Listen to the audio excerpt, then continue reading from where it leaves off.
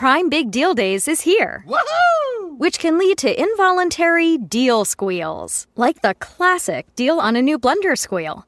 Yeah! Save big this Prime Big Deal Days. On now.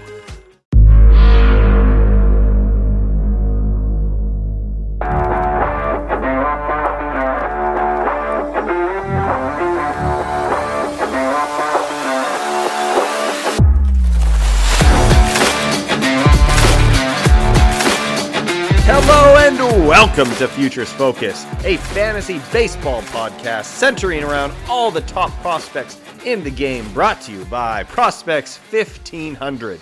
My name is Alex Sanchez, and with me, per usual, joining us here on the last official day of the MLB regular season, the great Nate Eckert. Nate, you're out at CI here. You sounded pretty good coming through, but how are those waters treating you? Awesome. We currently are aboard the Norwegian Bliss, the Alaskan cruise that goes from Seattle up to Juneau, where we currently are, and to Skagway, Alaska, down to Ketchikan, Alaska, then Glacier Bay, all the way down to Victoria, Canada, and then all the way back down to Seattle. So it's beautiful out here. We just went to an incredible crab shack place in Juneau, Alaska. I can't remember the woman's name that owned it. It was like Trish or Steph. What was it?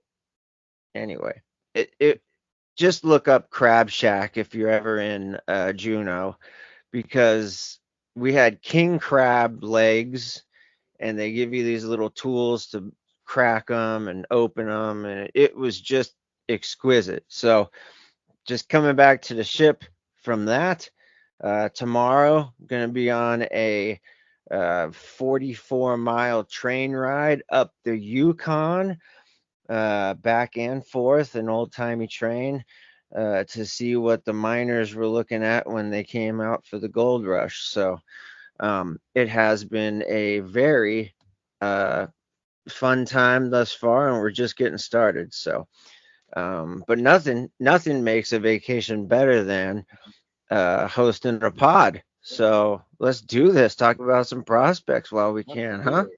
I do have to say that crab and lobster, the same sort of family, are just my favorite things, and people that don't like it, I never understood, because you literally have butter that's melted, you get to dip it into, and I don't care what you eat, you put it into melted butter and it's going to be delicious. But yeah, that sounds amazing.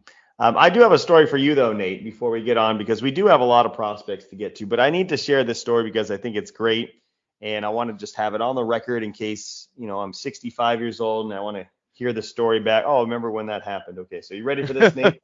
Of course. Okay, so we went to the Angels tickets here are really cheap, and you can probably guess why. I won't say too many reasons. And we had a day off for my wife, and we said, you know what? Let's go to an Angels game. $40 got us tickets right above the dugout, like really nice seats, stuff that would cost hundreds of dollars in the regular season when they're somewhat in it still. And I tell my daughter, and I say, you know what, we're right above the first base dugout. I promise you, and this is to my daughter Scarlett, she's 7, I promise you I'm going to get you a foul ball. And then as soon as I promised her a foul ball, she got really excited, like, oh, I can't believe it, I can't wait to go. So that was the day before, and then we go. And right where we were sitting, just what I thought would happen after every inning, if there was an out at first or even a strikeout, they throw it down to first and the guy throws it into the seats. And then after they warm up, right, what does the first baseman do? Throws it over. And it was getting close, right? A couple of rows here, a couple of rows there. And I was like, okay, I'm going to get one. But then we need food. So I'm getting food. And as I return to the seats, Scarlett's looking at me, and my wife says, what do you have to say? And she has a ball in hand.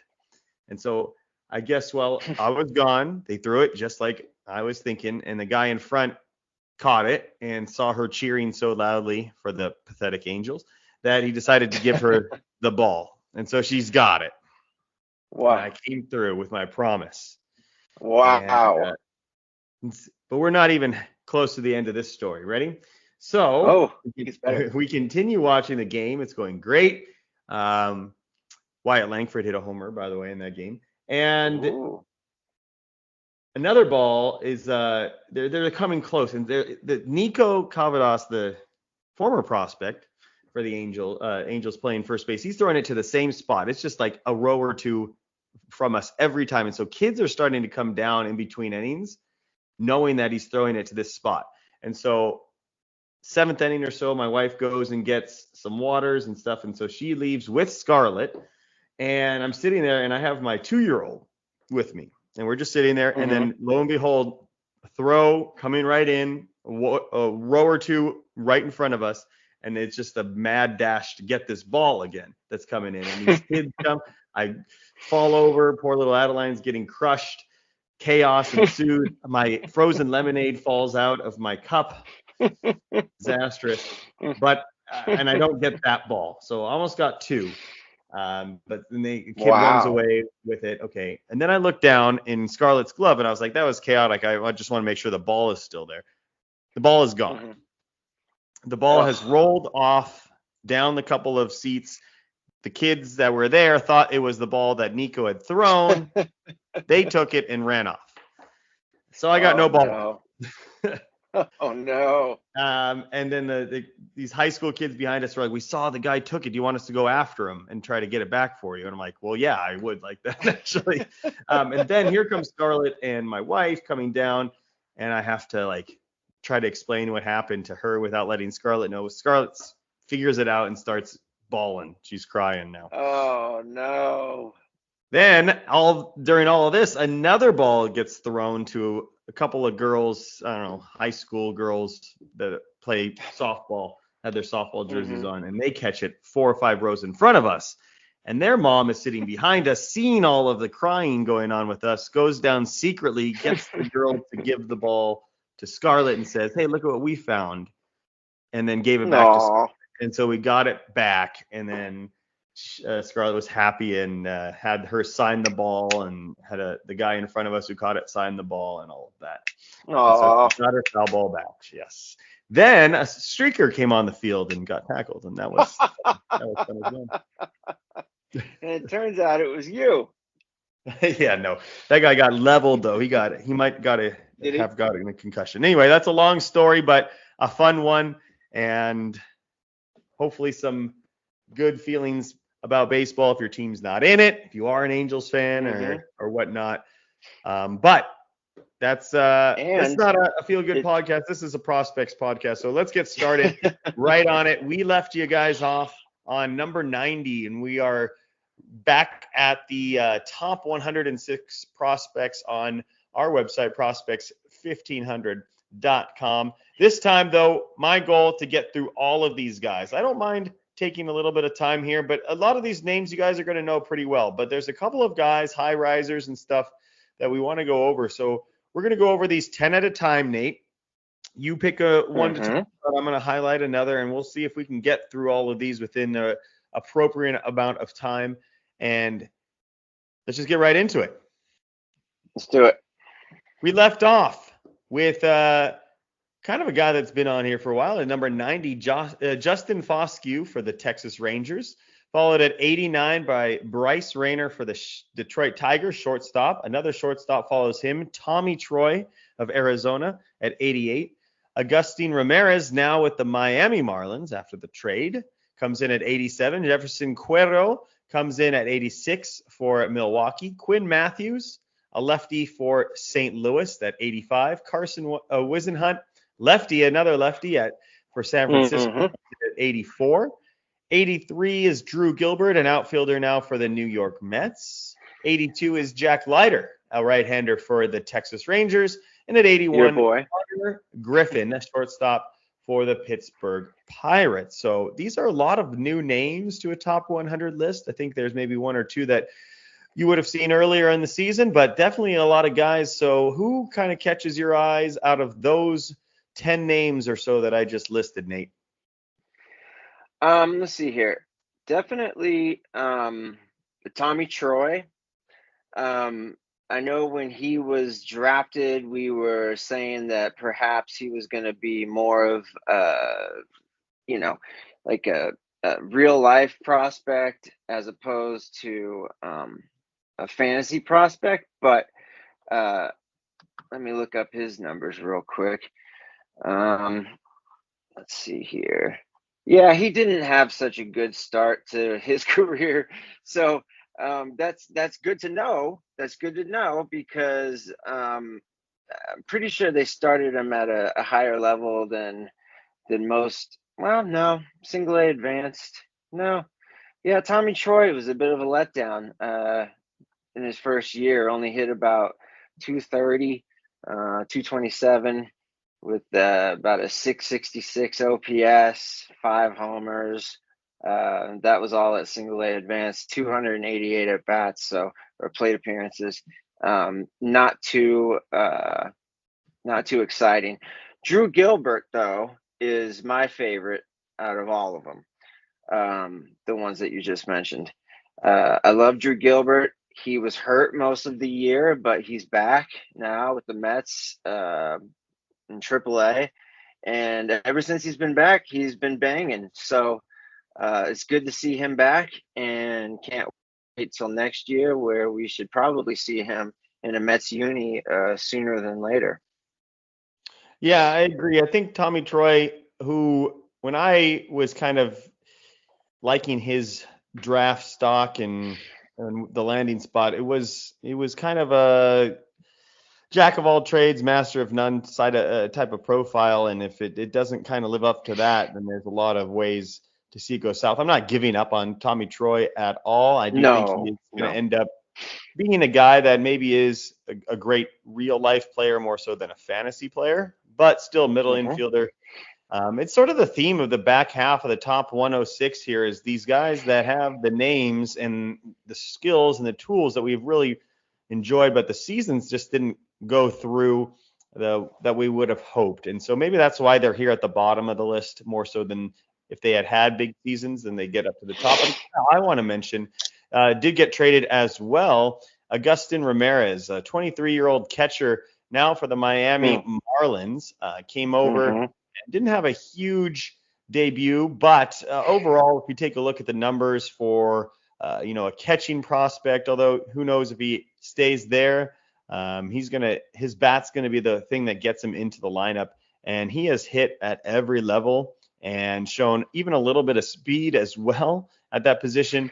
Good extra base pop, good on base percentage numbers that are really encouraging, and the strikeouts are just very, very low for a guy that's going to be giving you this much production in the extra base hit department and the homer department, even a little stolen bases. So would like to see the walks tick up a tad and see a little bit more patience. Hopefully that comes with maturity, and he certainly has a path to playing time a little bit more open than it would have been, let's say, in New York, where we've seen Austin Wells and the like of those types of catching prospects. If they're not producing, they kind of get pushed aside really quickly. So he'll get all the time in the world there in Miami to perform. He came over in the Jazz Chisholm deal. So I think they have a lot riding on trading somebody like that for a prospect and giving him every chance and every opportunity. So let's move on to the 80 through 71. And this is, again, very interesting names, some high ceiling guys here. I'll start off by naming number 80, Thomas White, the lefty for Miami. Yason Churio, sounds familiar, for Cleveland, an outfielder. Ricky Tiedemann Tiedemann lefty for the Blue Jays. We remember him quite a bit on this podcast. Chase Hampton at New York. Kevin Alcantara for Chicago. AJ Smith-Shawver for Atlanta. Edgar Quero for the White Sox at 74. Christian Campbell at Boston, very high riser in our rankings there. Caden Dana for Los Angeles, the righty, made his debut. Zebby Matthews, and a huge riser for Minnesota up there at 71. So a lot of names, couple of high risers, perhaps some fallers too. If I was a betting man, I would have guessed that an AJ Smith-Shawver may have not been on the list because he graduated, or if he was, he would be much higher. But alas, he gets the boot down. Ricky Tiedemann down at 78. It's probably pretty shocking to you, Nate. But who's on here that you want to talk about, let's say, in a more positive light in some of these fallers? Oh yeah, absolutely. Yeah, Tiedemann's down there a little bit, but I guess that could be justified with given his injury, his proclivity to be injured. But on a more positive note, my boy Thomas White, everyone. This kid is, according to MajorLeagueBaseball.com, the number one prospect in the entire organization of those Miami Marlins. And here's why. This year, his second year as a pro, he went out and threw, his record was 6-4, but you know how records go. He started 21 times, 2.81 ERA, 96 innings pitched, only 88 hits. Gave up 6 bombs through 96 innings, pretty good. 38 free bases via the walk, and 120 strikeouts through 96 innings. His opponent's average was 241 this year. And this is through single A advanced as a 20-year-old who just turned 20. Let's see here. Yesterday, as a matter of fact. So really a 19-year-old in single A advanced, tearing his way straight through, dealing quite a bit. I'd like to see those walks cut down a bit. His whip is 131, but that'll come with time. They'll shorten up his mechanics a bit more. But as far as stuff is concerned, White is dirty as they come. He's got one of those giant, one of those giant breakers. Not really a 12-6. It's more of like a 10-4, but it just breaks, and it's like a sweeper, but it's got a lot of drop on it, and that's his primo, his go-to, and he's hitting 95, 96 with relative ease. So a 19-year-old doing all this and standing in at 6'5", 210 pounds, you gotta love it, especially in the Miami Marlins organization where they produce these kids who throw 92-mile-an-hour changeups with 25 inches of run on them. But yeah, there's a lot of good pitchers in that system, and he is number one, above Robbie Snelling, Noble Meyer, Adam Mazur, etc. So yeah, Tom White, all the way down at number 80, correct? Yeah, number 80. That would be a steal in my book. I love the size for him too.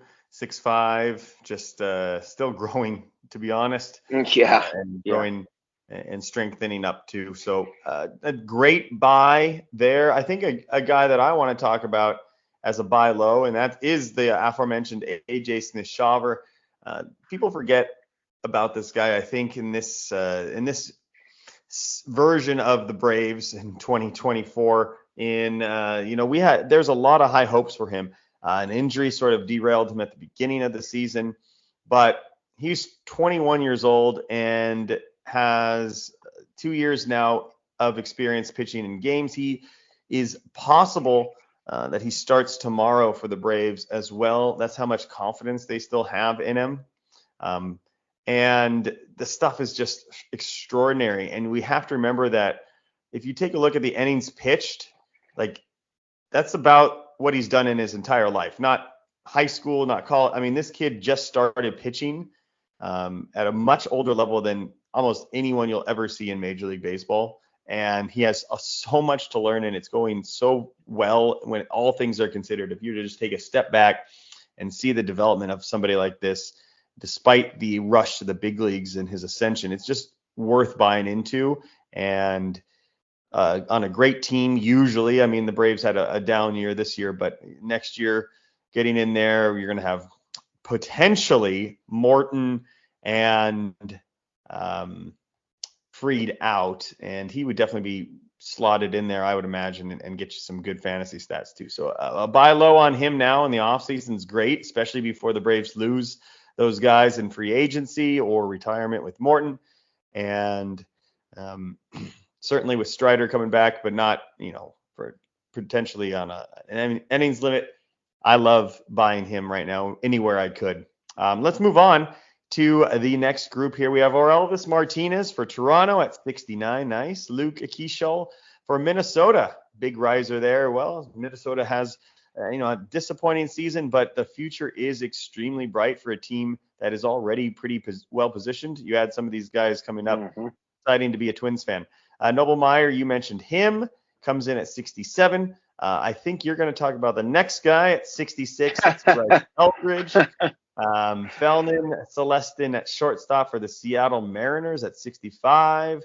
Tyler Black, Milwaukee Brewers, first baseman / third baseman. Owen Casey for Chicago. Nick Kurtz for Oakland. And another Meyer for Miami. Maxwell. No, I don't know if his name's Maxwell, but Max Meyer. And that brings up that. So go ahead and talk about Bryce Eldridge, or if you want to be bold, Nate, I think everybody knows your Bryce Eldridge love.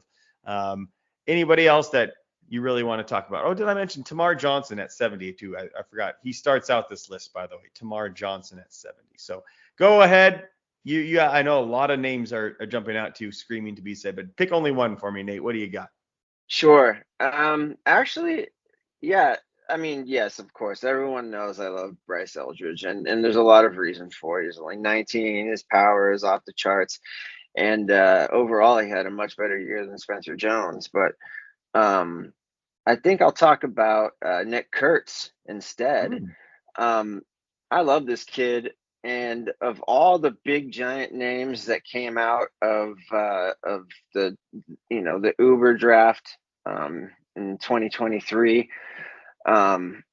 Kurtz, I must say, was for 2 years in the college ranks, arguably the best hitter in college. Now I know Condon came around in that last year before the draft, but he showed his true colors pretty quickly right out of the gate in pro ball, not hitting for much average, striking out at an insane clip.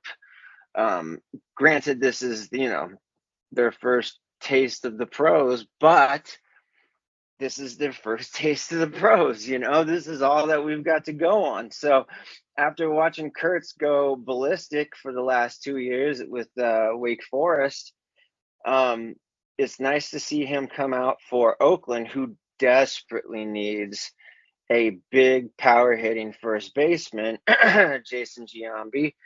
And I think that they've got that right here in Nick Kurtz. First year as a pro, 368 batting average. Now, take these with a grain of salt, because for the first, I'd say the majority of his at-bats, now, again, this is 12 games we're talking about, 38 at-bats, but on top of his body of work already with Wake Forest at a very high collegiate level, considering that their schedule was always the hardest because they always wanted them on national television, etc. It's a very small sample, but regardless, all of them more or less have a similar sample. And Kurtz has the best numbers out of all those big boppers that were taken this year or in 2023. And I'll just read them. 368 batting average. He did get promoted to Double-A, and the time that he spent from Single-A, not advanced, just normal old Single-A, and Double-A, which is an interesting call-up promotion, the time that he spent was, you can't say half, but it was close to half and half, 50-50. So together, and he ended up in Double-A, .368 batting average, 520 on base percentage, a 763 slugging percentage. That's a 1283 OPS for those of you doing the math. If you're a genius in your head at home, I am not. 38 at bats, 14 runs scored, 14 hits, 3 doubles, 0 triples, 4 bombs in 12 games. Pretty impressive. 13 ribs, even more impressive. But this is what I like about all of this more than anything. His walk to strikeout ratio, now chew on this, Condon, 12 to 10. So 12 walks to his 10 Ks this year, first year as a pro. And he had a stolen base. So you got that on top of everything, the cherry on top. Yeah, I like Kurtz a lot. His stock has gone up for me since I've seen him in pro ball. And I think this also goes with a lot of those guys didn't have the debuts we were looking for, and he did. So definitely a nice name, good path to the big leagues as well. But a guy I want to talk about, and I have a sweet spot for these guys, the switch hitting middle infielder that's super young and has all the tools. That's Felnin Celestin for the Seattle Mariners. And I think in my mind, I'm trying to think of every way to look at this, but if it weren't for the injuries, I can't imagine that Celestin would be down this low on a list.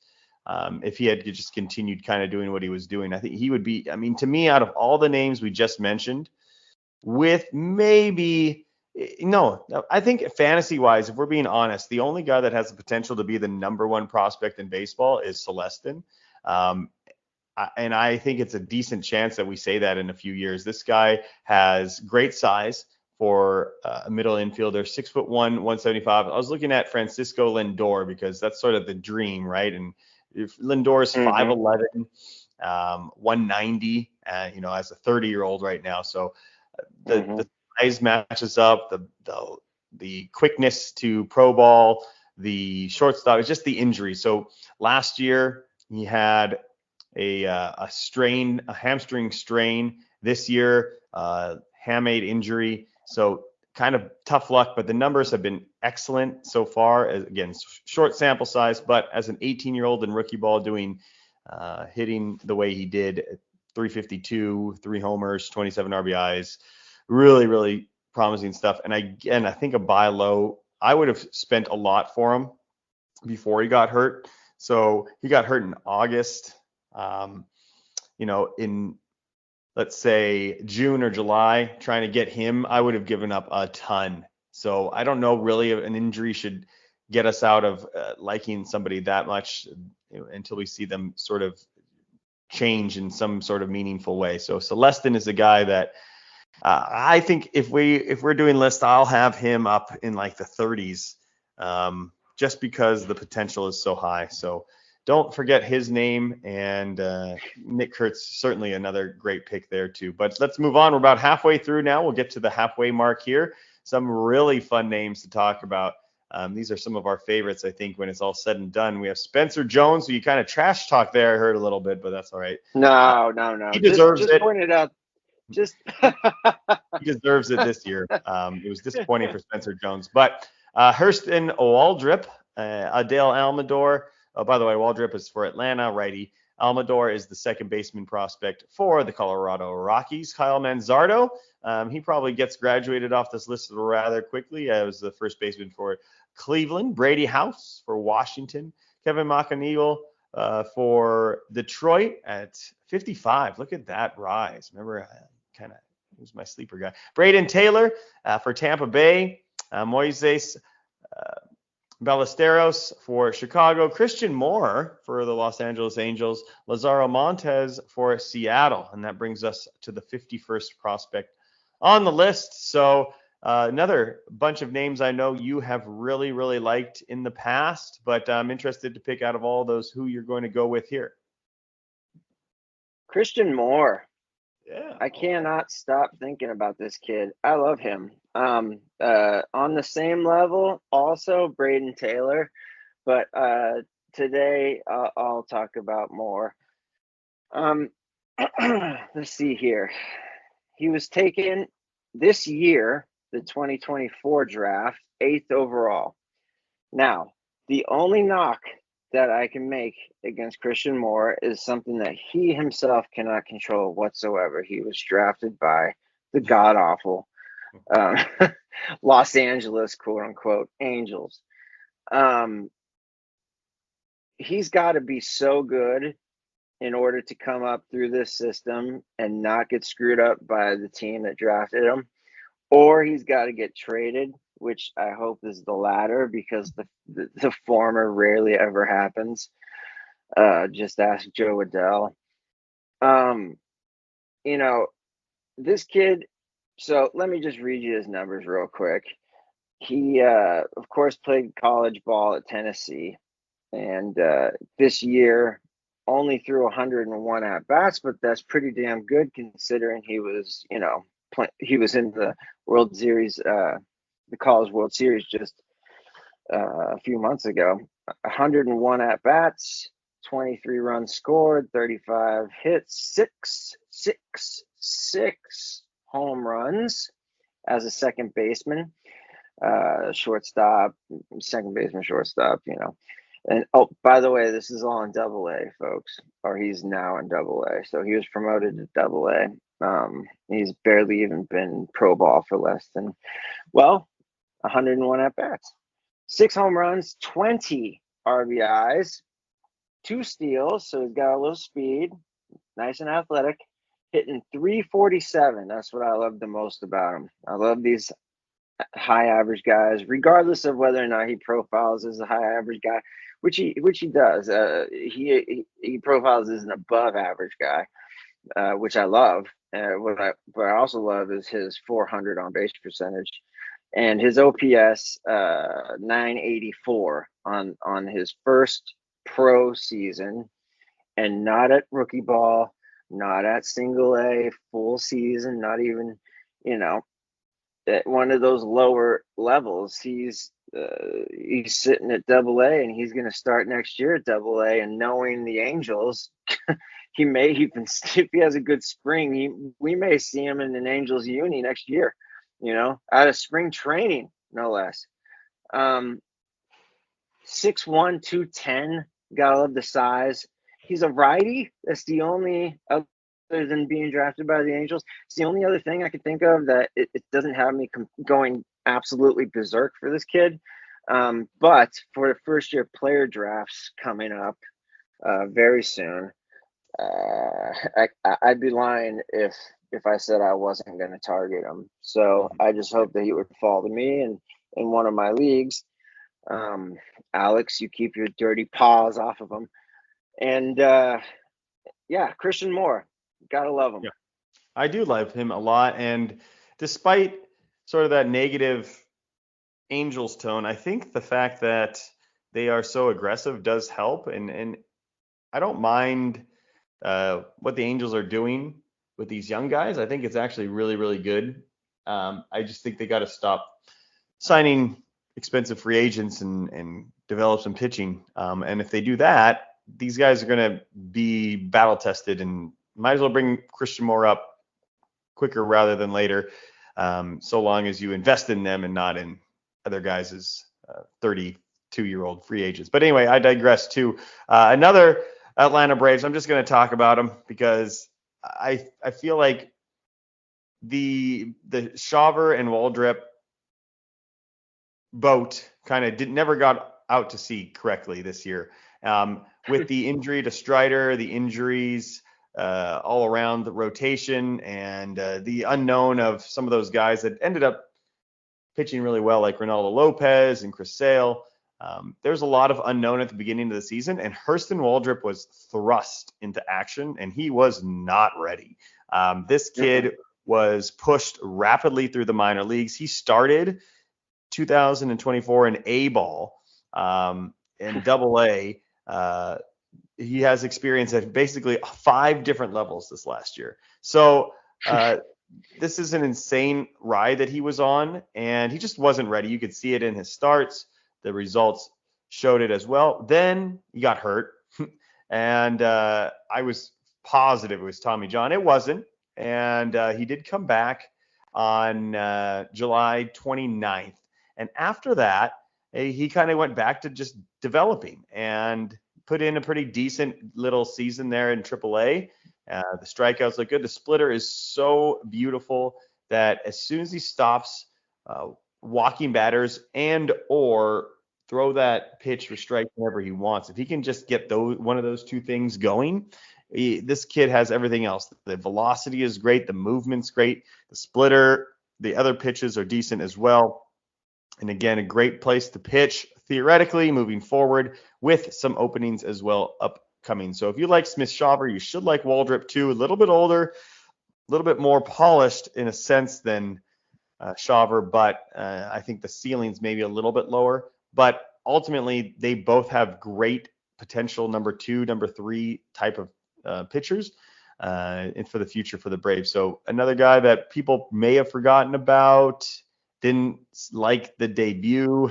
They only look at the numbers. They see a 16 ERA. You can sell a lot on trying to get him for the cheap. So let's continue on here as we reach near the conclusion here with the last 40 or so. At 50, we have Jace Young for Detroit, also going to be graduating very shortly off of this list. Nathan Smith, the lefty for Chicago. Braden Montgomery for Boston. Jacob Wilson, also going to be graduating soon off of this list. Shortstop for Oakland. Tink Hence for St. Louis. Justin Crawford. Heston Kjerstad for Baltimore, also going to be graduating very quickly.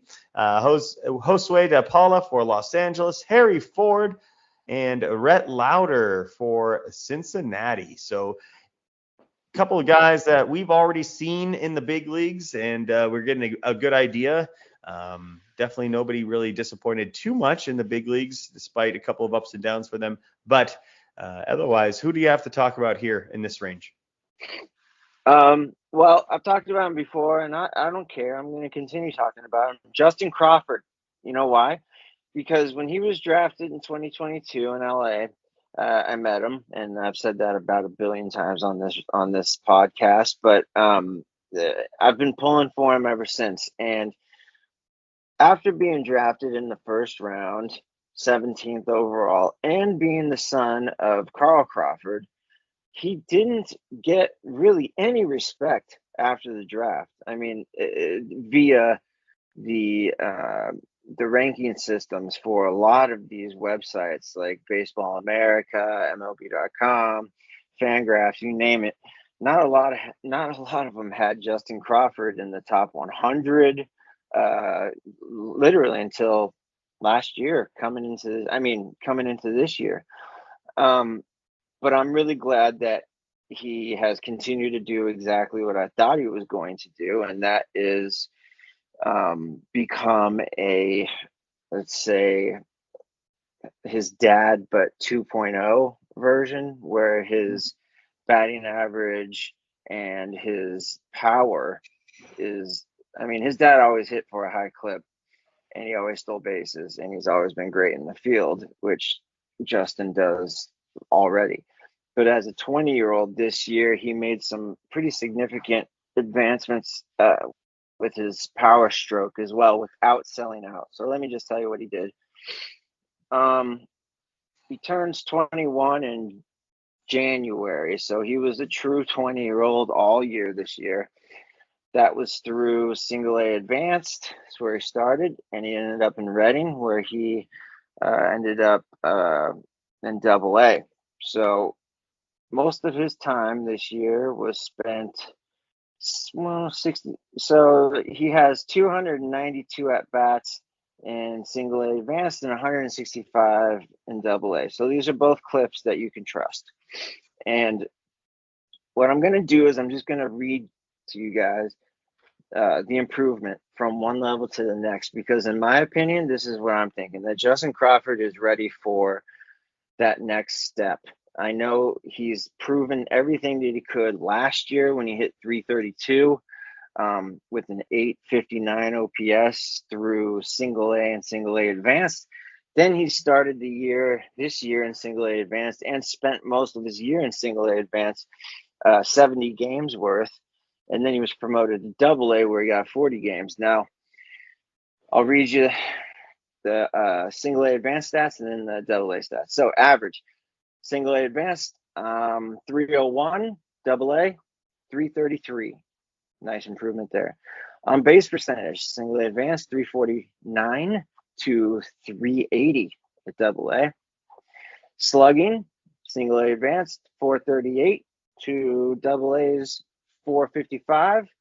OPS, 787, single A advanced, double A, 835. Again, 70 games at single A advanced, 40 in double A. I already read you the at-bats, 292 to 165, and 54 runs scored to 25. Nothing you can do about that because he just had that many more at-bats. But that ended up being 79 runs scored this year in minor league baseball. That's pretty damn good. 25 doubles total, 14 at single A advanced, and 11 in double A with about 130 less at bats. He had 4 triples in single A advanced, none in double A, but I won't knock him for that. And 6 home runs in single A advanced and 3 home runs in double A.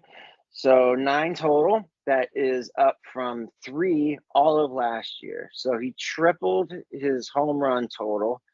He's now 20 years old. He's gaining muscle. And like I always say, these kids will eventually start hitting for power.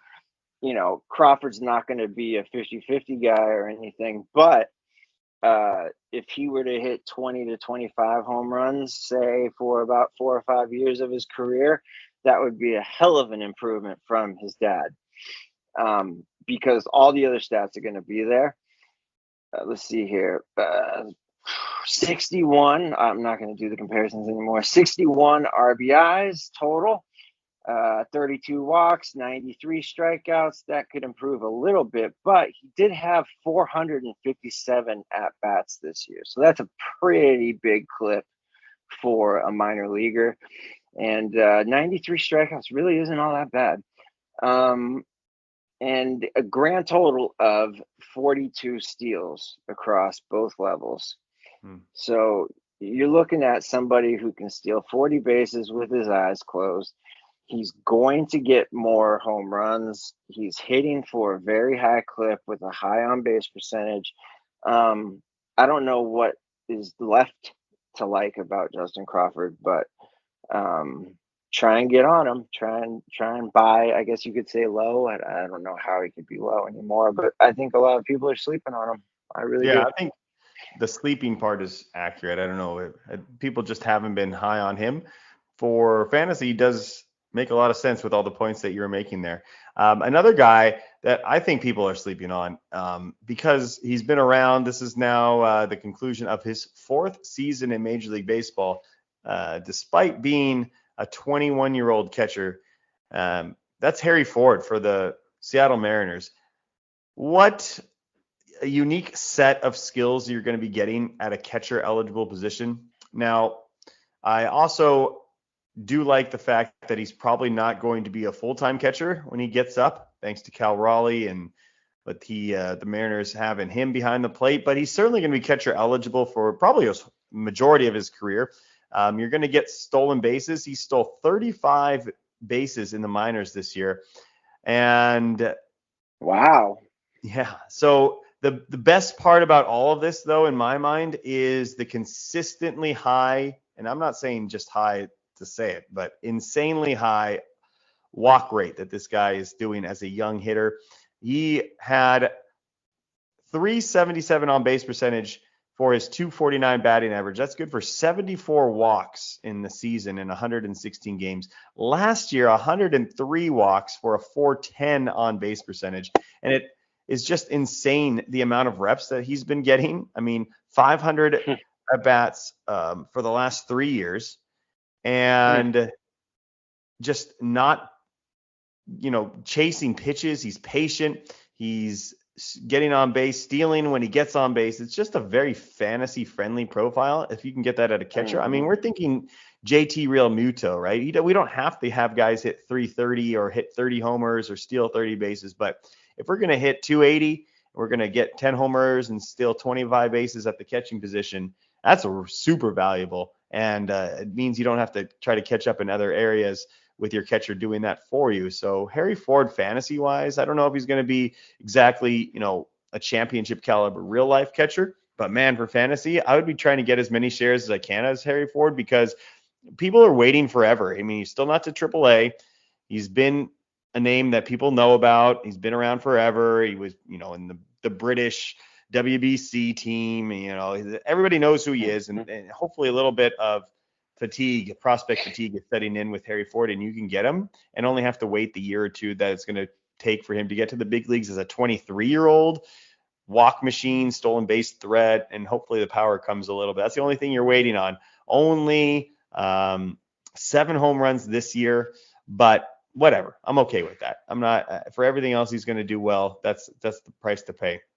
All right, let's see if we can bust through these last couple here. We've got about 15 minutes left, Nate. So let's see what we can do with the last 40 here. So Dalton Rushing at 40. Ethan Salas, another catcher. That was the catcher for the Dodgers, and Rushing and Salas, the catcher for the San Diego Padres. Brandon Sprott for the New York Mets, right-handed pitcher. A couple pitchers here in a row, all righties. Chase Dollander for Colorado. Chase Burns, double Chase for Cincinnati. Jacob Misiorowski for Milwaukee. Bubba Chandler for Pittsburgh. Chase DeLauder, an outfielder for Cleveland, our first non-pitcher of the group since our catcher, Ethan Salas. Xavier Isaac at first base for Tampa Bay at 32. Erod, Emmanuel Rodriguez, outfielder for Minnesota. So a lot of pitchers in this range, but man, they are high upside guys. And what do you think about anybody in this range that catches your eye? Okay. Wow. These are some names. A lot of them stand out. I think my favorite out of all of them is going to be Xavier Isaac. He, in my opinion, is the best. I think he should be in the top 10 overall. That's how much I like this kid. I think it was you, Alex, who said to me or said on air one time that if the Tampa Bay Rays are going to draft a first baseman in the first round, you better believe that you should pay attention, because this kid is going to be legit. And look at you now, 20 years old, big old lefty, 6'4", coming in at 240. This year, 2024, he started in single A advanced, ended in double A. Not going to lie, looks like he hit a bit of a double A wall, but that's because of his age. He's been 20 since December, which means he was 20 throughout the entirety of this year. And when you're 20 in double A, things can slow down, or actually speed up quite a bit. And that's what looks like happened. There was quite a dip in production. However, I'm not worried about it whatsoever, because the kid's still growing, and he's a beast. So on the season in total, 264 average, 370 on base percentage, 480 slug, 850 OPS overall, 102 games, 367 at bats, 65 runs scored, 97 hits, 21 doubles. Kid even got 2 triples, 18 bombs through how many at bats? 367, 18 home runs, 78 RBIs, 58 walks, and this was probably mostly because of double A. He had 145 strikeouts this year through 367 at-bats. Now, a power hitting first baseman, you're bound to see some strikeouts. He's going to want to clean that up a bit. I was right. 54 of those 145 came in double A in just 31 games, but he also had 91 through 71 games in single A advanced, and he had played there all of last year too. So, but here's the upside: he stole 15 bags. Now, when he is eligible for the majors and they call him up, I mean, he's already eligible for the majors, but when they call him up, is he going to steal 15 bags a year? No, of course not. But he may surprise you with like 8 or 9 or something, and that's always a nice little bonus on top. So I love the kid's hit tool, and of course his power. I'm just really high on Xavier Isaac, and I think Tampa knows what they're doing well enough to, when they drafted this kid, they knew what they were up to. So Yeah. Xavier Isaac is for me. Yeah, he seems very safe, and those types of guys that they're first baseman only, but they're just so good, from Vlad to Pete Alonso, Goldschmidt. Like, there's no doubt he's a major league hitter, and you get what you pay for there with that. I'm going to talk about Bubba Chandler, and I think that this might be, I'm going to take a look at some of the names ahead of him, but when we go into the season next year, Jackson Jobe, sure. Andrew Painter, maybe, but then it might be Bubba Chandler for me as the top pitching prospect in all of baseball, because the things this guy has done recently are insane. 1.83 ERA in AAA in his 7 starts, 94 strikeouts over 80 innings in his AA appearances. This is essentially his second full year of pitching only. He was kind of a two-way player, super athletic, 6'3", even a switch hitter at the plate. I mean, this guy was just amazing as an athlete, and I love to have pitchers that do that, have that athleticism. They just seem to develop in a very great and consistent way without having the injury bug in a way. So with him and Paul Skeens, Mitch Keller, and Jared Jones, man, these Pirates and developing these arms, and they are not like hard throwers. They are hard throwers, and Bubba Chandler is no different, bringing it in close to 100, hard changeup and slider. He's just an amazing potential that you have to buy in on and probably have to pay substantially right now, and it might be worth it for this type of arm. So Bubba Chandler, go ahead and get him wherever you can. I think that the ceiling next year going to be Paul Skeens-esque. I mean, if things click that way, I could see it happening again. It makes Pittsburgh really scary moving forward, and somebody wouldn't want to play in a playoff series having to go against those 3 in their prime. So watch out, National League Central. Let's continue on. We're here at the tail end of it. So at 30, Aiden Miller, Sebastian Walcott at 29, Colt Emerson, 28, Cade Horton, 27, Brooks Lee, shortstop, Minnesota, 26, Noah Schultz at 25, giving the White Sox some hope. Samuel Basallo for Baltimore at 24. JJ Weatherholt, interesting to see him this highly ranked for St. Louis, plays all over the field. Kyle Teal for Boston.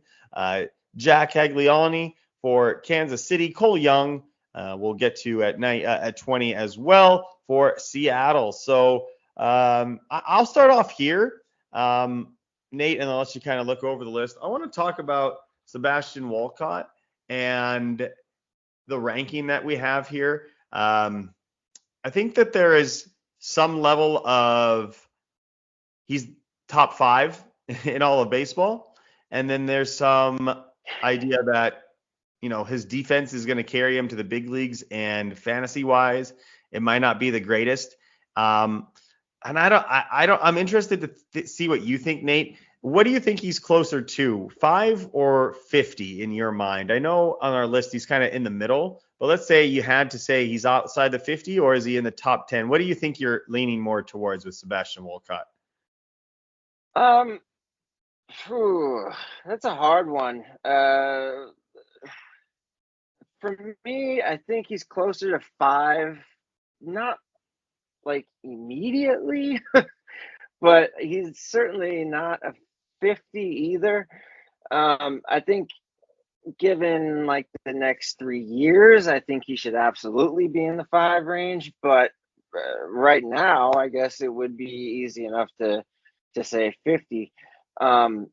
Would you should are we talking right now, Alex? Or are we talking by the time he graduates? I don't know. You already kind of answered my question. Mm, I'm struggling to see why he would be considered a top 5 now in the future at any point. The improvements that we wanted to see with Walcott were the strikeout rate. As a 17-year-old, granted, but 32%, 36% strikeout rate.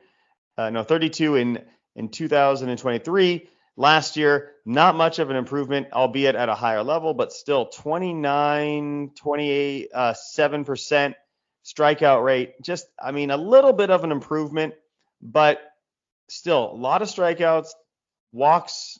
I mean, he's so young. I guess that's the main argument for Walcott is he's mhm. so young, and I did try to sell Felnin Celestin a little bit earlier, but I think that the defense is getting him to the big leagues, and I'm not sure exactly what the ceiling is for him. I think a lot of people have a huge ceiling because they see the athleticism, they see 6'4", they see the power and a decent runner, but I mean, 27 stolen bases last year in high A for a guy that's, if he's not, if that doesn't really translate to much more than 15 to 20 in the big leagues at best, these are guys that's stealing 50 to 60 that you're hoping to get 30 to 40 stolen bases in the big leagues. I don't know. I just think he's a touch overrated. And on this show, we're always so hunky-dory about guys. I think I need to go out on a limb and just say, I don't quite get it for Sebastian Walcott. I would certainly be trading him for,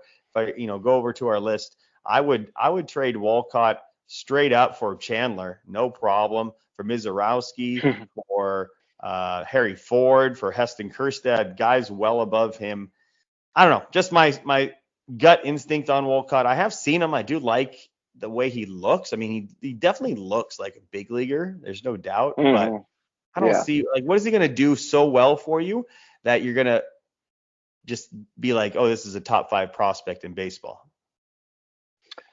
Yeah, I think you're right. It's probably just his age. And I mean, in his, very small cup of coffee last year in Double-A, he smashed it. But like I said, it was only, I believe it was only like, let's 5 see games. here. 5 games. 5 thank games you. as opposed to his 266 and 116 games in high A, and just 12 homers on the year. The age is the big thing. 31 doubles is a lot too. I mean, there's definitely potential there, and I might sound stupid, might get us canceled, but also I do think that you could sell him later. Anyway, let's move on as we get towards the end here. At 19, Jet Williams, Colson Montgomery at 18, Matt Shaw at 17, Andrew Painter at 16, right-handed pitcher for the Phillies, Travis Benzana for Cleveland, Jason Dominguez, the Martian, at 14, Charlie Condon for Colorado, Leo DeVries for San Diego, another guy I think's overrated, Carson Williams, shortstop for the Tampa Bay guy who I do not think is overrated. Love Carson. We talked about Carson. I think I have mentioned DeVries as well. But let's talk about Travis Benzana. I don't think we've talked about him too much. As the draft guy, what do you think about him? I am in love with this guy. I certainly would take him over Walcott 10 times out of 10. I think you're getting value from him next year for Cleveland, and they're very good at developing this type of hitter. I mean, this is like if they went into a lab for Cleveland and they said, okay, we're going to develop a perfect prospect for us in our system. This guy, he does exactly what they're looking for. Not the greatest debut for him, but I don't care about that. Plus, he's born in Australia. It's awesome. What do you got for us as the draft guy here with Benzana? Yeah, no, I'm with you. Bazana. You know who he reminds me of is a way more athletic, more highly touted, Jason Kipnis kind of Yeah. esque, type of player. Maybe I'm trying to think of his name, but I'm missing it. But I had another one up my sleeve, but maybe it'll come to me later. I love his left-handed approach. He's a left-handed hitter. Love that. MLB.com has him as a 70 grade hitter. Now, I mean, all they can really draw from is his ridiculous batting average from college. I mean, by the end of it, I'm pretty. I think he's signed for like I don't know, like 3/4 of the year. This kid was doing stuff at the college level that very few have done before.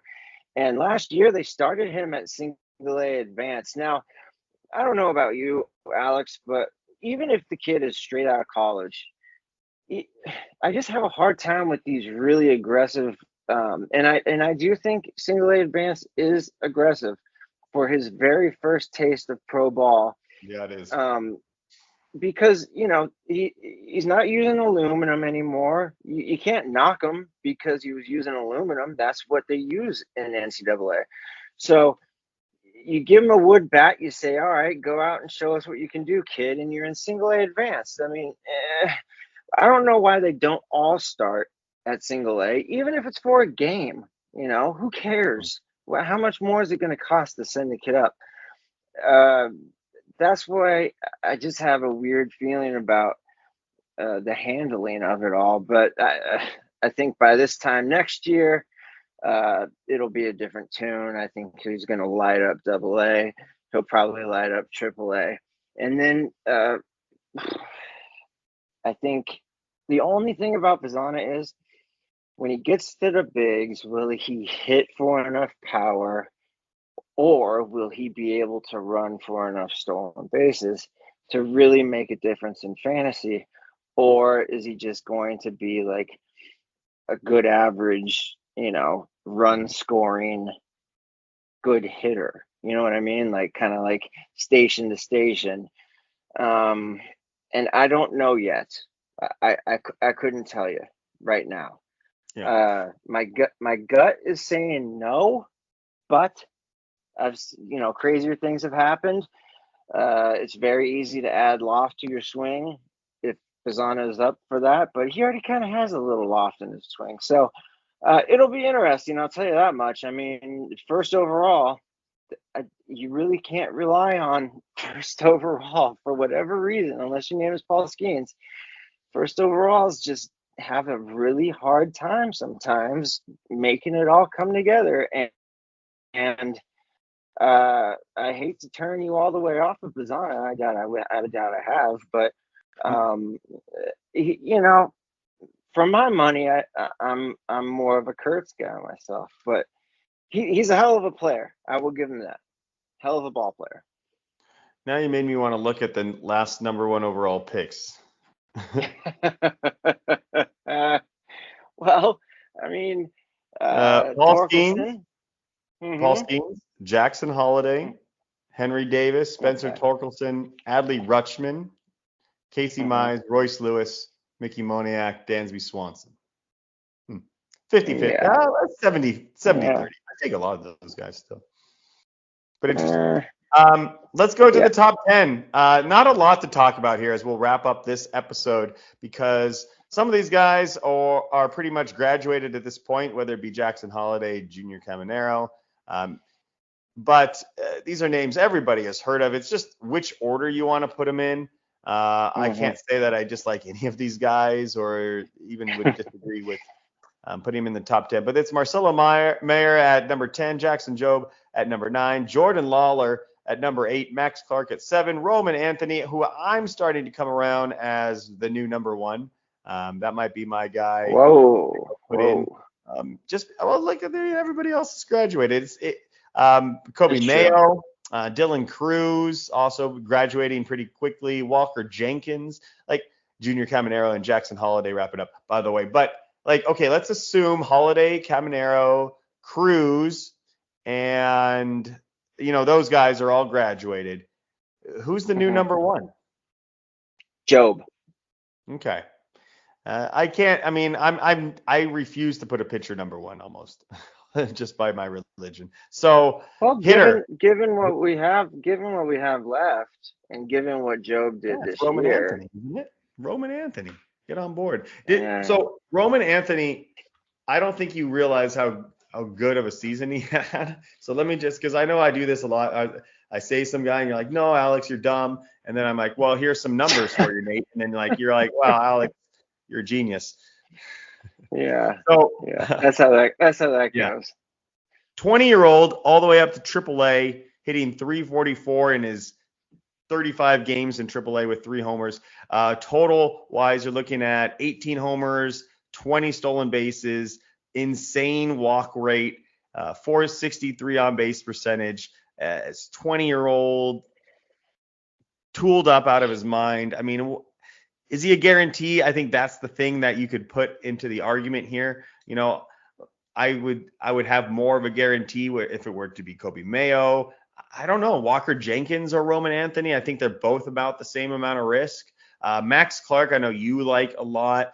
And I could be convinced on a good day with him at number one. Jordan Lawler, I've always loved, but I don't think he's a number one. Job's a decent answer if you want to get pitcher number one, which I'm always scared to do. Maybe we get crazy with like a Carson Williams or a Matt Shaw. We can get really, really wild.